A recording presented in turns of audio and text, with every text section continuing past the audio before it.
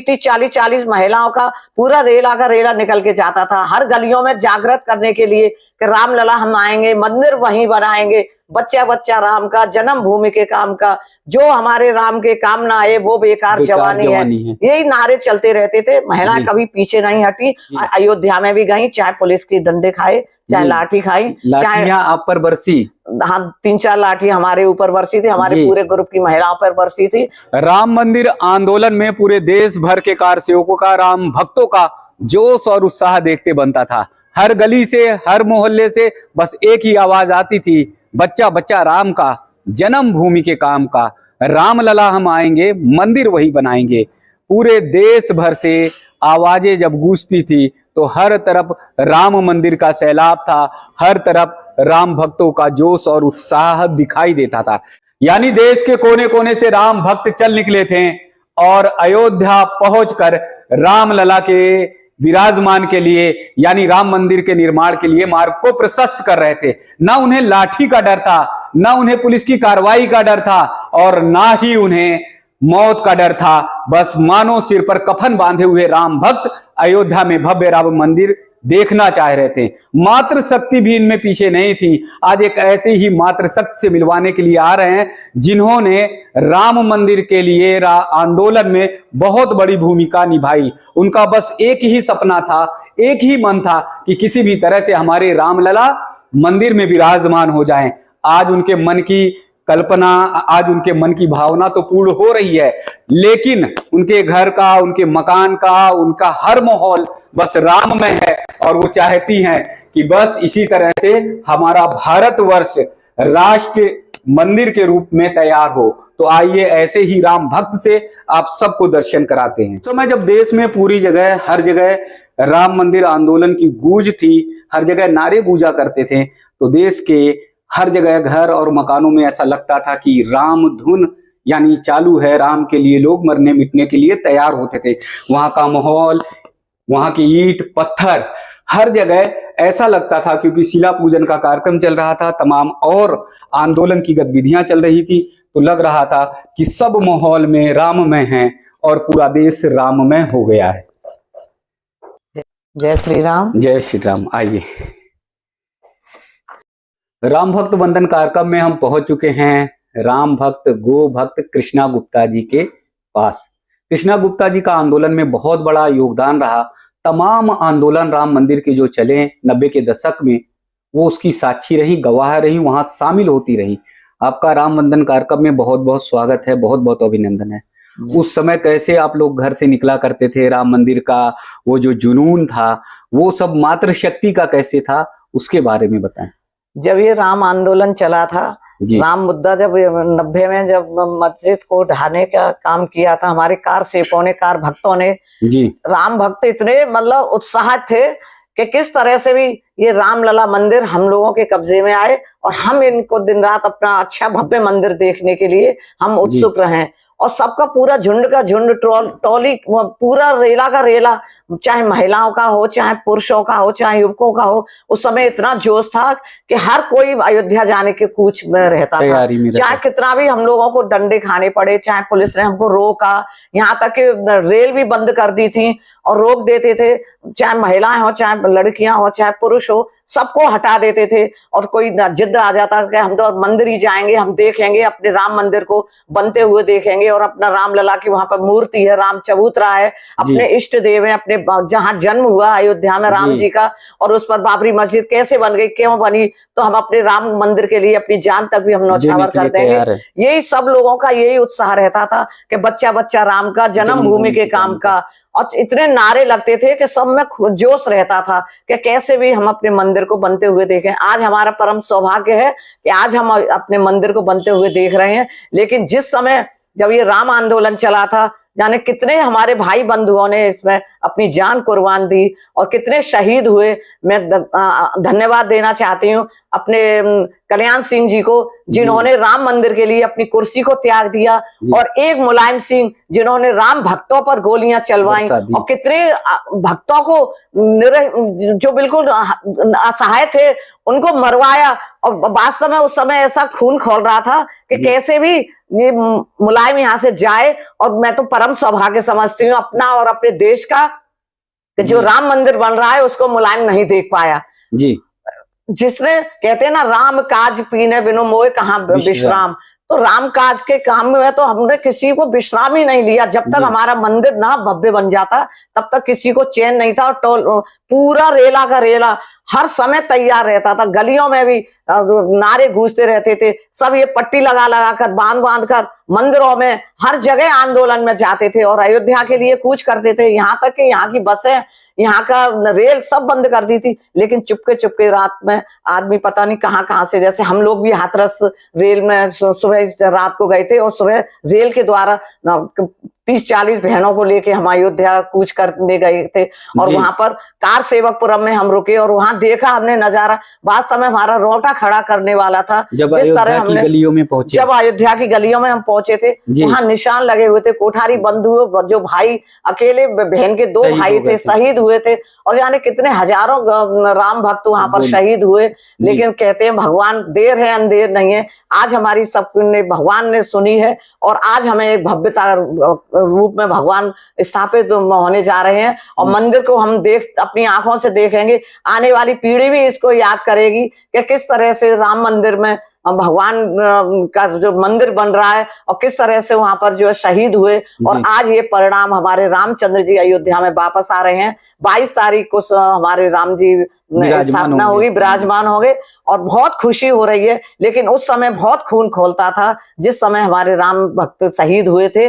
और धन्यवाद देती हूँ मैं अपने ऐसे परम राम भक्तों को जिन्होंने अपने राम के लिए अपनी जान कुर्बान कर दी और राम मंदिर बन के तैयार हो रहा है 22 तारीख को जी। एक मैं देख रहा हूँ कि राम भक्तों की तो टोलियां चलती थी, पुरुषों की टोलियां चलती थी, जहां भी देखते थे वहां निकलते थे। उनको निकलने में जाने में तो नहीं डर था, लेकिन मातृशक्ति कैसे निकलती थी। मातृशक्तियों को घर का भी काम देखना और बाहर का भी मोर्चा संभालना, और मोर्चे संभालने में कई बार मातृशक्तियों पर भी लाठियां डंडे बरसे। हाँ, बरसे थे, डंडे बरसे थे, लेकिन नारी शक्ति पीछे क्यों हटने वाली है? क्या नारी शक्ति कभी किसी से कम नहीं रही है? और वो भी धार्मिक अपने प्रभु के राम के लिए कोई पीछे नहीं हटी। 30-40 महिलाओं का पूरा रेला निकल के जाता था हर गलियों में जागृत करने के लिए कि राम लला हम आएंगे, मंदिर वहीं बनाएंगे, बच्चा राम का, जन्म भूमि के काम का, जो हमारे राम के काम ना आए वो बेकार जवानी है।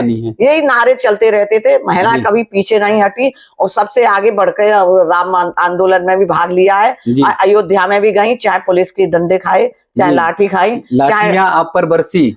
हाँ, 3-4 लाठी हमारे ऊपर बरसी थी, हमारे पूरे ग्रुप की महिलाओं पर बरसी थी, लेकिन हमारे पैर पीछे नहीं हटे। भगवान जहाँ भगवान साथ है तो कोई कुछ नहीं कर सकता। लाठियों का कोई असर नहीं पड़ा हम लोगों के ऊपर। तो कैसे बच्चे थे, परिवार था, उनकी जिम्मेदारियां थी, तो उस जुनून में कैसे निकल पाना होता था? ये तो एक भगवान का भक्ति का जुनून था, भगवान का काम था। यदि हम भगवान के काम नहीं आएंगे तो ये हमारा बेकार है, जीना ही बेकार है। क्योंकि जिस प्रभु ने हमको जन्म दिया है तो क्या हम उस प्रभु के लिए अपने शरीर को लगा नहीं सकते? अपने घरवार को छोड़कर नहीं लगा सकते? घरवार को देखने के लिए तो प्रभु राम है ना जी। और पूरा परिवार होता था, पहले संयुक्त परिवार होते थे, सब एक साथ रहते थे। जहाँ हम सामाजिक कार्य करते थे, धार्मिक कार्य करते थे, राजनीति में कार्य करते थे। लेकिन उस समय जब जुड़े थे हम तो राम आंदोलन के लिए हम जुड़े थे, भगवान के देखने के लिए जुड़े थे।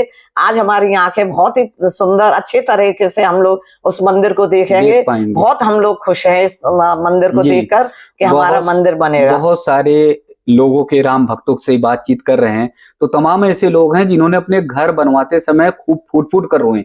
और उनके रोने का कारण ये था, वो कहते थे कि हम तो अपना भव्य भवन बनवा रहे हैं लेकिन हमारे राम लला जो है टेंट में रह रहे हैं। टेंट में रह रहे थे। जिस समय हम गए थे आंखों में से आंसू आ रहे थे, क्योंकि हम सब लोग, पूरा देश इतने अच्छे घरों में रहता था जो राम की ही देन थी और राम ही हमारे टेंट में, हवा में, धूप में, बारिश में वहां विराजमान थे। लेकिन हमने भी प्रण कर लिया था जब तक राम मंदिर यहाँ पर नहीं होगा, रामलला हमारे उसमें नहीं विराजमान हो जाएंगे सिंहासन पर, अपने भवन में नहीं विराजमान हो जाएंगे जब तक हम चैन की सांस नहीं लेंगे। और वास्तव में जब तक किसी ने चैन की सांस नहीं ली, राम भक्तों में इतना जुनून था, अब तक जुनून है। और आज खुशी हो रही है कि 22 तारीख को हम अपने राम जी को भवन में बैठ के देख पाएंगे। जी, उस समय ये नहीं डर था कि लाठी पड़ जाएगी, रिपोर्ट दर्ज होगी, जेल जाना होगा, महिलाओं के लिए मुश्किल होता है, तो आप लोग के लिए आपको नहीं डर लगता? अरे भगवान के काम में किसी का डर नहीं जी, किसी का डर नहीं, चाहे लाठी पड़े, चाहे केस दर्ज हो जाए। जब भगवान के काम में हम आगे निकल पड़े हैं तो पीछे पैर हटाने की कोई आवश्यकता होती ही नहीं और ना करनी चाहिए किसी को भी, आगे भी भगवान के काम में। जन जागरण में कैसे टोलियां निकलती थी, कैसे गीत गाते हुए महिलाएं निकलती थी, उस समय का दौर जो है, नई पीढ़ी को बताइए। नई पीढ़ी के लिए मैं तो यही संदेश दूंगी कि जब भी भगवान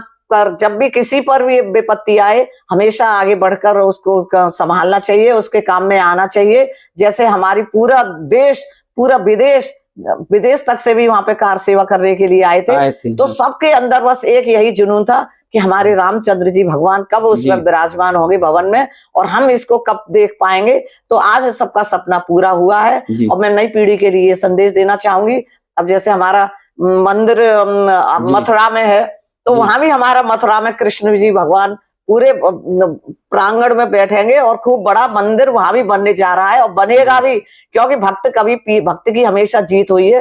भक्ति के आगे भाव और भाव के आगे भक्ति में ही शक्ति है। तो फिर ये लोग कहने लगेंगे कि अयोध्या लिया, काशी लिया, फिर मथुरा की बारी। अरे तो ये तो अपनी जगह है ना, ये तो मुगल शासकों ने कब्जा कर रखा है। जहां भी देखोगे सब भगवान है। हमारा देश ही जब भगवान की भूमि है, देव भूमि है। तो इस देव भूमि में ये तो सब लोग मुगल शासकों ने कब्जा कर रखा था जी। रामलला को हटा दिया, कि कृष्ण जी को हटा दिया, अपनी मस्जिद बना दी। ये ऐसा अब नहीं चलने वाला।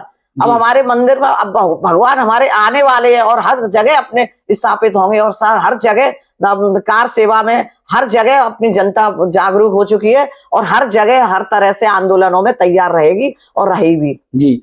राम जी पधार रहे हैं 22 जनवरी को, पूरे देश में तो खुशी है, विश्व में भी तमाम देशों में तैयारियां चल रही, उत्सव मनाए जाने, खूब दीपावली मनेगी, खूब जोर की दीपावली मनेगी। एक दीपावली हमारी कार्तिक मास में बनती है और एक दीपावली हमारी 22 जनवरी को मनेगी। और जो पूरे विश्व में मनेगी, जहां भी मंदिर है सब में दीपोत्सव होगा, भजन कीर्तन होंगे, सुंदर कांड होगा, रामायण का पाठ होगा, हनुमान चालीसा होगी। और खूब धूमधाम के साथ इस मंदिर में भगवान जी को स्थापित करते हुए हम सब देखना चाहते हैं और देखेंगे। हमारी आंखें भी पवित्र होंगी और हमारा जो संघर्ष रहा है, जितने लोगों का संघर्ष है, वो पूर्ण होने जा रहा है। मैं सबके लिए बहुत बहुत बधाई, बहुत बहुत आशीर्वाद देना चाहूंगी कि जिस भगवान के लिए हमारे जितने शहीद हुए हैं, आज उनका सपना पूरा होने जा रहा है जी। लंबा संघर्ष रहा, इस संघर्ष में मातृशक्ति बड़े संख्या में लगी रही। जैसे आप बताती हैं कभी कभी कि उमा भारती, साध्वी उमा भारती जी, रितम्बरा जी, इन सबके भाषण जोश पैदा कर देते थे। इनका तो इतना भाषण होता था कि जो सोया हुआ था वो भी जाग जाता था। अच्छा। जय श्री राम के नारे लगते थे और बस यही एक था कि रामलला हम आएंगे, मंदिर भव्य बनाएंगे, मंदिर वहीं बनाएंगे। रितम्बरा दीदी का भी, उमा भारती जी के, सब हमारी साध्वी जी, सबका बहुत त्याग रहा है इसमें। और उनका जोश भरा जो भाषण सुनते थे, सब में जोश आ जाता था, चाहे युवा हो, चाहे महिला हो, चाहे बुजुर्ग हो, चाहे बच्चे हो जी। सबका बस यही सपना था कि किसी तरह से हमारा राम मंदिर पूरा भव्य बन जाएगा और हम उसको दर्शन कर पाएंगे। हमारी तभी ये प्रतिज्ञा पूरी होगी जी। आज तो मोबाइल है और सोशल मीडिया बहुत बड़ा माध्यम है, लोगों को घरों से निकालने में या सूचना देने में बहुत आसानी है, लेकिन उस समय कैसे इकट्ठे हो जाते थे बड़ी संख्या उस समय तो केवल ये जो भाषण होते थे और राम मंदिर का जो मुद्दा वो चल रहा था, तो उसी और ये नारे जो थे, नारे ही हमारा मोबाइल था जी। कान में गूंजते, जो कान में गूंजते थे, गली गली में गूंजते थे, उन्हीं नारों के सहारे सब जनता एकदम उमड़ पड़ती थी और सब लोग जय श्री राम के नारे लगाते हुए हर मंदिर पे, हर अयोध्या में जाने के लिए उत्सुक रहते थे। और रेला के रेला वहां पर पहुंचे, करोड़ों की संख्या वहां पर पहुंची है और हजारों की संख्या में वहां पर कुर्बानी भी हुई है। लेकिन आज मैं उनके कुर्बानी के लिए, उनके लिए, सबके लिए बहुत बहुत नमन, वंदन, अभिनंदन करती हूँ, जिन्होंने अपने भगवान के लिए अपनी जान की कुर्बानी दी। और आज उनके परिवार वाले, उनके रिश्तेदार, परिवार वाले सब लोग आज 22 तारीख को भव्य मंदिर के रूप में उनको देखना चाहते हैं।